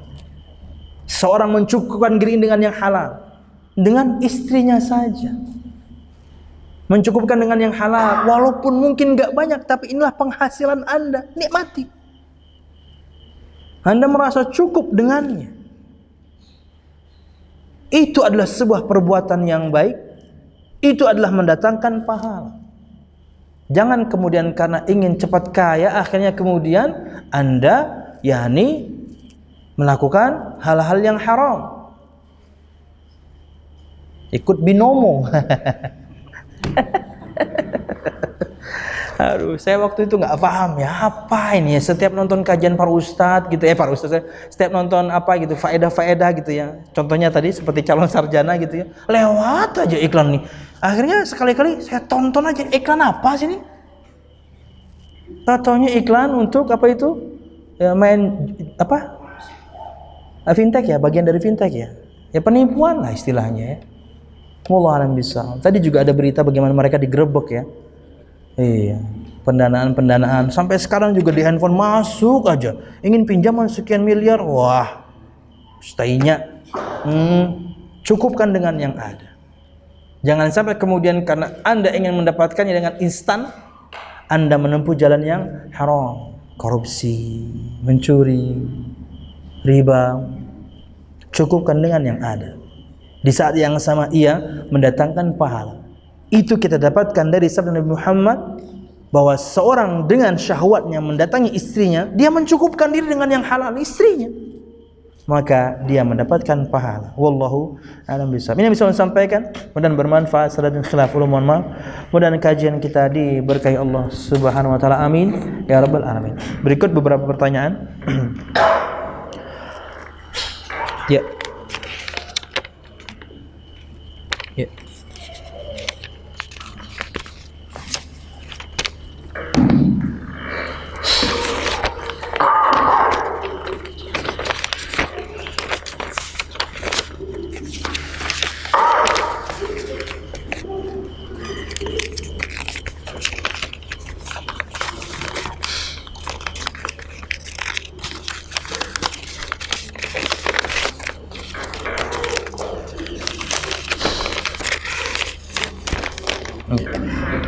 Assalamualaikum Ustaz. Waalaikumsalam.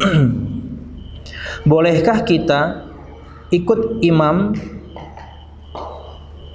bolehkah kita ikut imam pahamnya semesta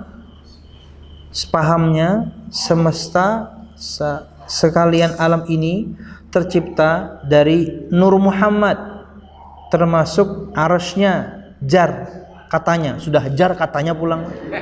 Allah bisa. Kalau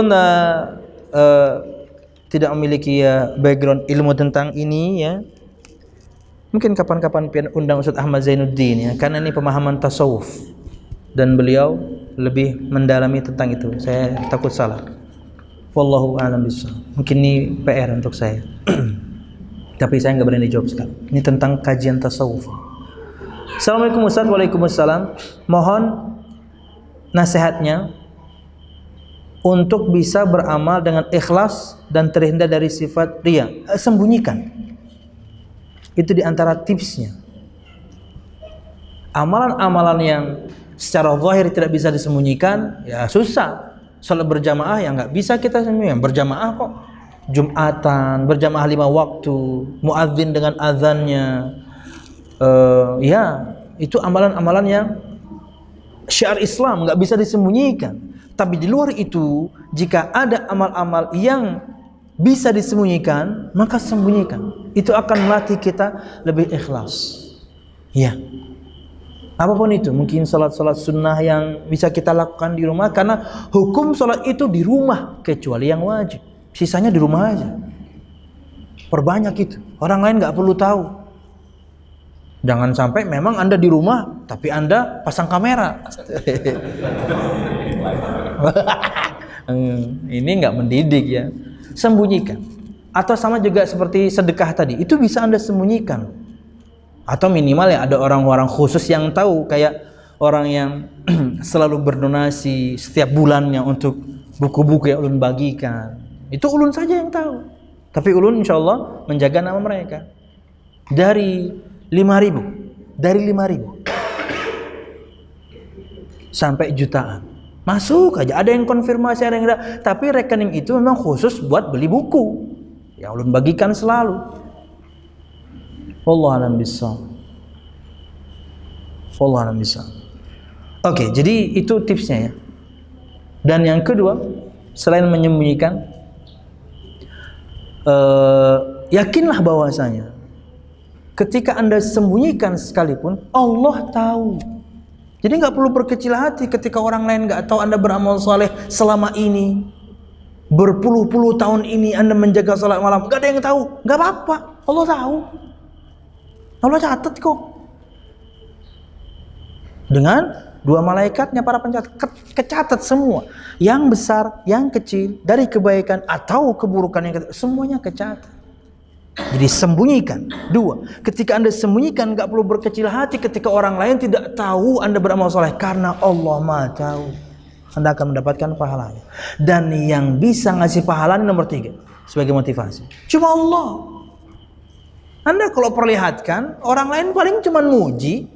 Sudahlah amal itu hancur dari Anda, tidak diterima dari Anda amal Anda karena Anda melakukannya ingin dilihat orang. Orangnya sampai lisannya itu doang. Akhirnya kapan-kapan Anda ingin melakukan amal tersebut dan tidak ada yang memuji, Anda sakit hati. Unda padahal paling banyak menyumbang di masjid nih. Kenapa orang kadang tahunya yuk? Nggak perlu. Karena Allah tahu. Orang nggak perlu tahu Anda yang paling banyak. Walaupun, nah ini bahasan terakhir, terkadang kita memang perlu memperlihatkan amal. Kalau kita sudah memperkirakan, kita bisa memotivasi orang. Boleh, perlihatkan. Kalau dengannya Anda bisa memotivasi orang untuk mengamalkan amal yang sama. Jadi kayak misalnya di beberapa masjid NU, kita sebutkan no problem. Setiap Jumatan biasanya diumumkan infak sekian puluh ribu, sekian. No problem sebenarnya. Untuk mancing orang. Tapi jangan sampai ketika Anda terpancingnya karena hasad. Oh, ini wani kah 100.000 guys yang abang mamanya. Minggu kena liatin lah. Ulun 500.000 lah. Umumkan nyaringi. Jangan gitu jadinya. Salah Anda motivasinya. Disebutkan itu agar orang termotivasi. Ya, terkadang Perlihatkan agar memotivasi orang lain. Wallahu a'lam bishawab. Kadang sebagian kita kan ingin memasukkan uang ke kotak amal di Jumatan itu, ngelipatnya sangat kecil.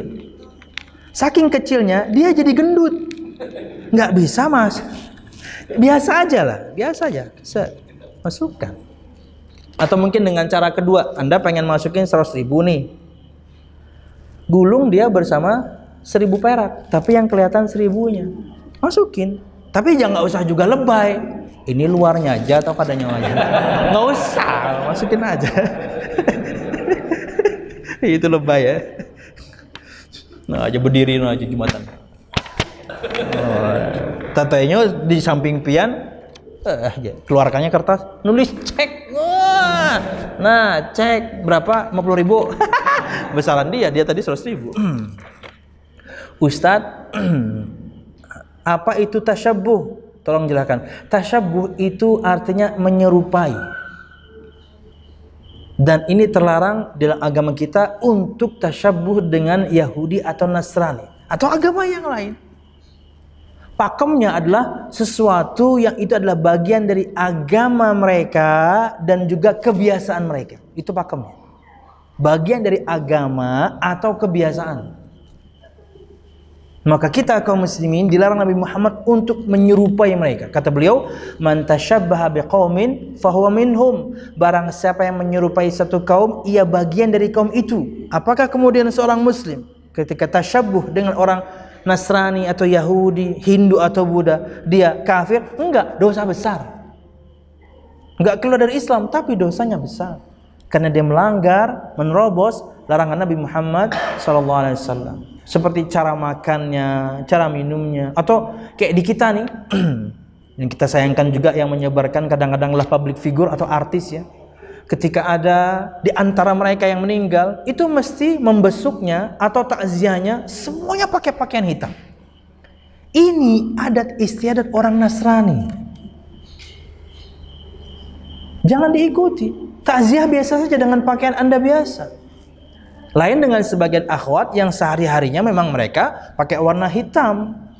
Silahkan datang, no problem, karena itu pakaian mereka sehari-hari. Jangan juga kemudian, supaya kita kata tasyabbuh, datang takziah baju warna pink. Enggak gitu. Tetap aja Anda, itu kan pakaian Anda sehari-hari. Kita pakai abu-abu, biru dongker, takziah aja. Jangan kemudian biasa pakai peci putih, pakai peci hitam, baju hitam, celana hitam, kulit hitam, kacamata hitam. Ini tasyabbuh. Itu contoh mudahnya tasyabbuh. Karena itu adalah bagian dari agama mereka. Yang usah, biasa saja. Wallahu a'lam bishawab. Kemana nih pertanyaannya nih? Apakah berkaitan dengan malam ini? Karena sekarang sedang Natalan ya. Apakah ingkar mungkar, mengingkari kemungkaran hanya cukup dengan update status kita? Oke. Karena yang mau kita tegur adalah ulil amri di tempat kerja. Siap. Jamaah, mengingkari kemungkaran ini umumnya saja ya, umumnya ya. Anda ketika mengingkari kemungkaran harus melakukan dua hal. Satu, Anda tahu dalil yang dilakukan orang ini mungkar. Anda tahu dalil. Dua, Anda memang menyaksikan dia melakukan kemungkar. Anda nggak boleh korek-korek. Anda nggak boleh cari-cari kesalahan orang, enggak. Anda menyaksikan. Bukan kemudian Anda tajassus. Tadi saya baca ayatnya, ayat andalan bersama milik bangsa ya. Di mana-mana itu aja surahnya ya. Enggak boleh tajassus, spying. Bisa sendiri, bisa utus orang, cari kesalahan teman. Enggak. Pahami dua hal ini sebagai basic. Semua kita ingin mengingkari kemungkaran. Kita tahu dalilnya ini sebuah kemungkaran. Dua, kita menyaksikannya dia sedang melakukan kemungkaran. Bukan cari-cari kesalahan teman. Nah, berkaitan dengan ulil amri atau pemerintah, maka metodenya lain. Nggak bisa disamakan dong, mereka punya power.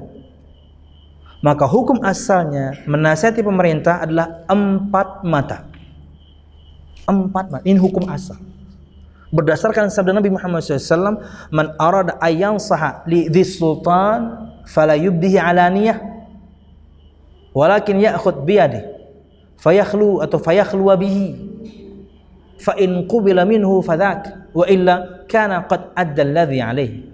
Atau kurang lebih seperti itu sabda Nabi Muhammad SAW. Barang siapa yang ingin menasihati pemerintah, ulil amri, maka jangan menasihatinya secara terang-terangan. Nanti akan menerangkan kapan boleh terang-terangan. Jangan menasihatinya terang-terangan, karena Anda bikin malu.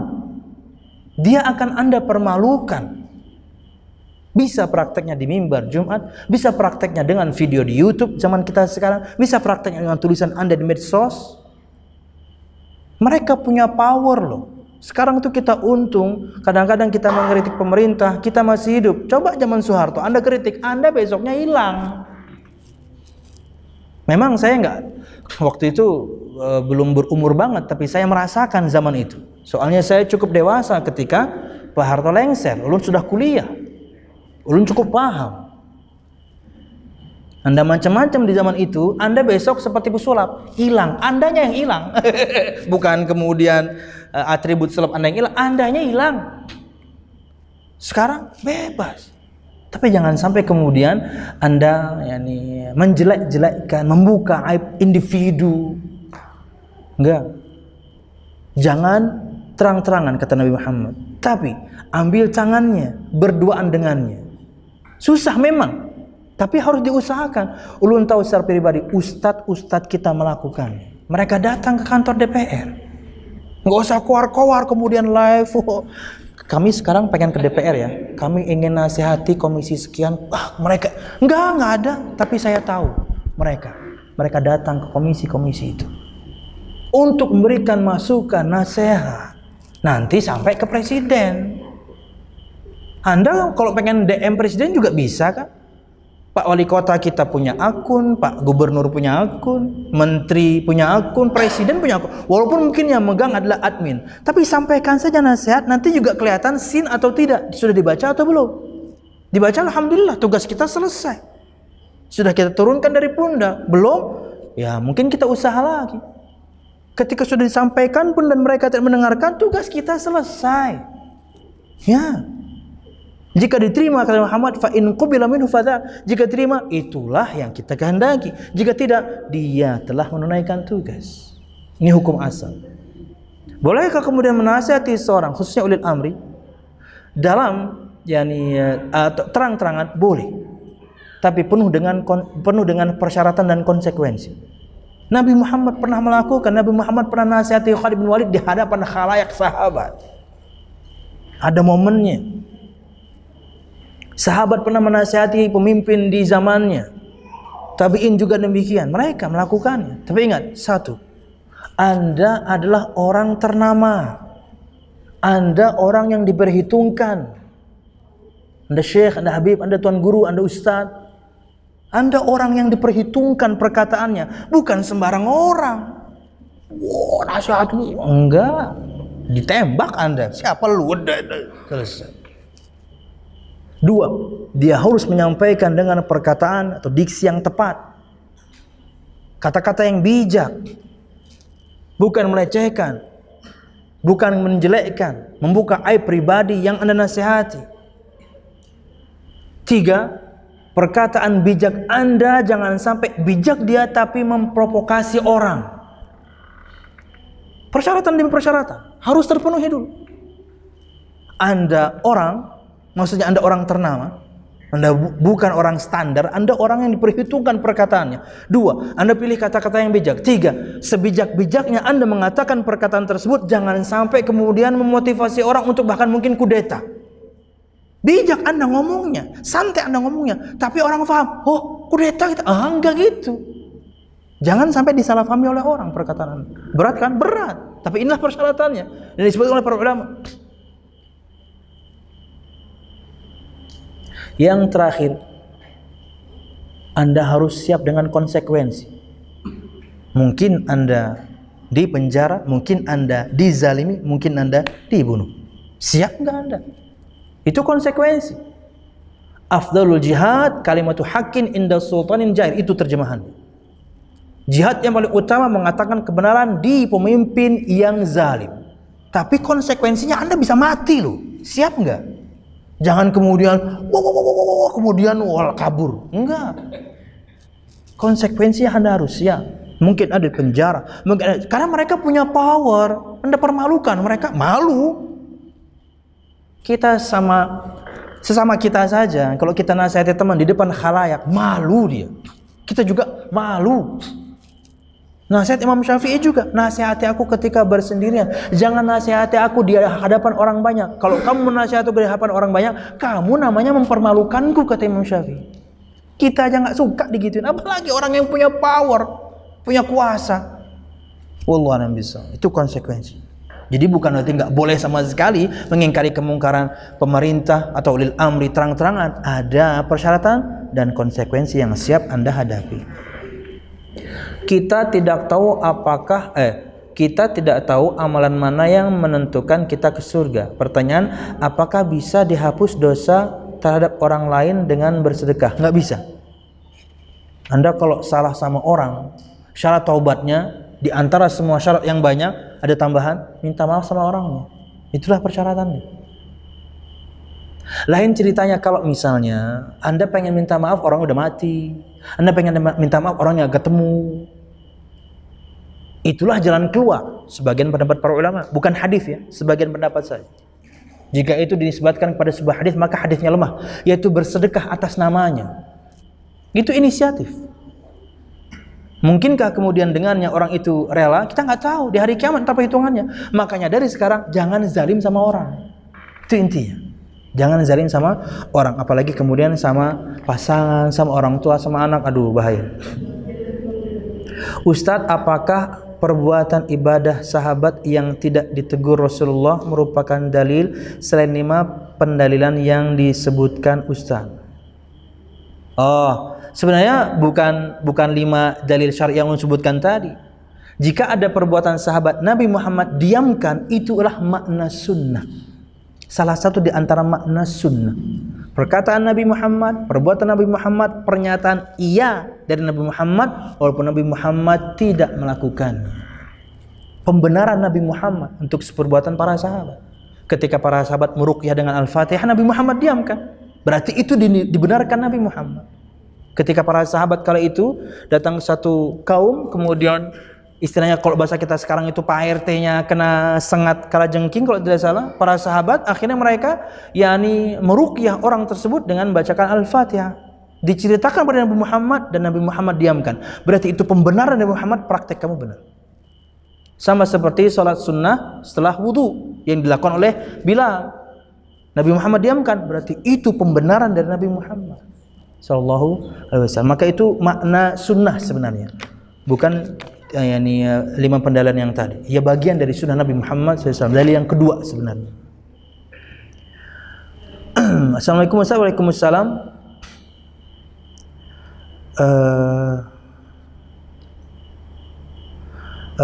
Ana tidak ingin bertanya. Cuma ana minta semoga Ustadz sehat keluarga agar bisa terus berdakwah di asam-asam khususnya. Amin. Saya dan teman-teman kru yang kasihan nih, mereka sampai gonta-ganti untuk nyupirin ke sini. Sebenarnya bisa dijemput sama supirnya di rumah, tapi biarlah teman-teman kadang-kadang juga kalau weekend gitu ya, atau dalam kegiatan sepekan mereka juga bete ya, atau bete lawan bini ya. Kita kah? Ayo tat. Jadi mereka ingin lari dari istri aja. Mungkin istri-istrinya pada nontonnya. Oh itu alasan mengoni Ustadz ya. Jadi mereka ganti-ganti. Banyak ya teman-teman, banyak, subhanallah. Semoga Allah memberikan mereka balasan yang setimpal ya. Saya nggak bisa beri apa-apa. Karena waktunya saya ambil. Ada yang kadang 2 hari, ada yang 3 hari. Kalau safar luar kota bisa 3 hari, bisa lebih. Mereka punya anak, mereka punya istri, anak-anak dan juga istri. Anaknya plural, istrinya tetap singular ya. Karena jujur di sini tidak ada kajian sunnah Ustaz. Nah, ini ada nih, ya ada insyaallah. Teman-teman di PLN ya, minta juga sih, cuman ya awaknya kadeda. Semoga Ustaz serta kawan-kawan dan sekeluarga senantiasa dalam lindungan Allah, amin. Terus berada di jalan Allah, di jalan Allah yang benar, amin. Al-haq. Jazakallahu. Ya, dia tidak bertanya tapi doa. Barakallahu fikum juga untuk pian semuanya, semoga selalu bersemangat ya untuk nutut ilmu yang cukup lama. Tadi yang pertama filenya 50 menit, sekarang 60 menit dan pian alhamdulillah masih duduk ya. Barakallahu fikum, semoga pian tetap istiqomah menjalankan ketaatan, ikut pengajian, dan tentunya intinya bisa kita amalkan, apalagi sedekah yang tadi. Wallahu a'lam bishawab. Subhanakallahumma bihamdika asyhadu an la ilaha illa anta astaghfiruka wa atubu ilaik. Wassalamualaikum warahmatullahi wabarakatuh.